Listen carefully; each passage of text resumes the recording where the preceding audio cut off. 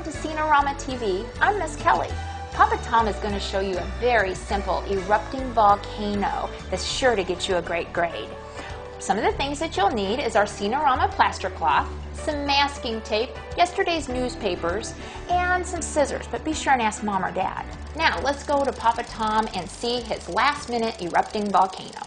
Okay, it's 6 o'clock in the evening. You've got your project due tomorrow on volcanoes. Where do you go from here? Let's get serious with it, and what can we make simply for you to have done in that time and be possibly even functional if you'd like. Basically, what you want to do is take your newspaper and just kind of roll it into itself like this, creating little pillows to start to form your hill. We'll start to tape these into position so that they won't move when you go to make your actual mountain.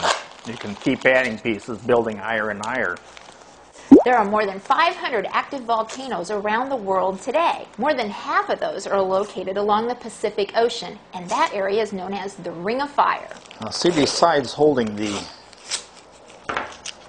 newspaper in position, you're also using the tape to kind of make a network frame around it.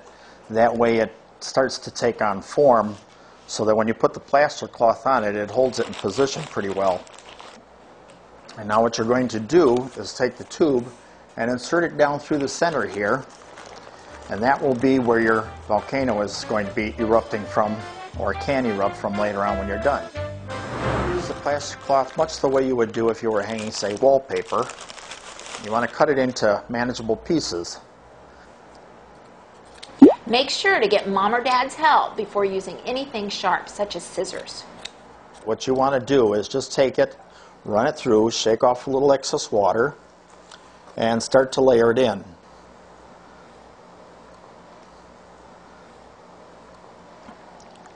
I mean, you can stop me if I did anything hard, but I think you'll agree that everything that we've done here so far has been really simple to do, and not really that much time consumption either. We'll give it a little while here to dry out, and then we can come back and paint it. When painting it, color does a lot for what you're trying to show. Not just structurally, but using color effectively, you can bring out shadows, you can bring out what your mind will make your brain see as being rocks, dirt, etc. We're going to start with something fairly basic, just a water-based paint in the browns, and paint it all over. And what we're going to do is give it a base coat of dirt, and don't be afraid to add a little bit of water from time to time, because that'll thin it out in areas. That way it'll give you light and dark shadows as well,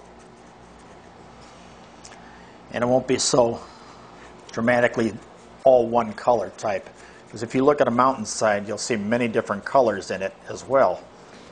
Okay, that's about enough of the brown. Let's get in some accent colors in now too. Maybe a little bit of the grays.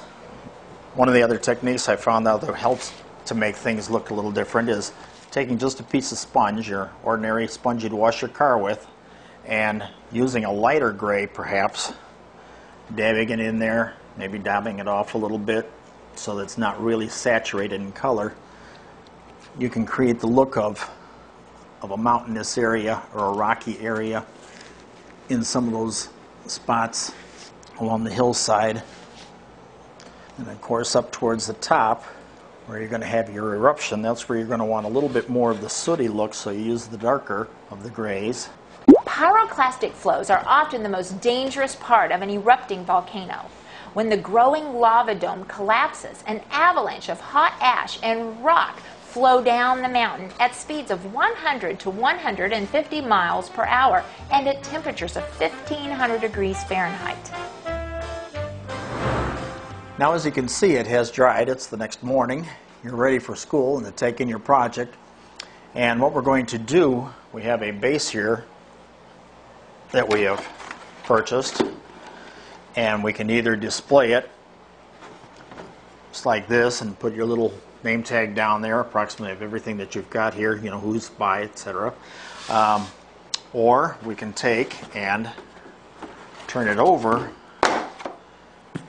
When you go to show how to make it erupt, it'll at least keep everything contained for you.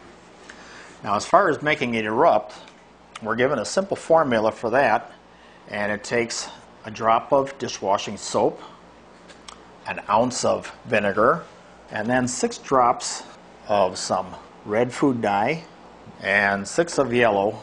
This will create the kind of a hot reddish orange color that you want for the lava.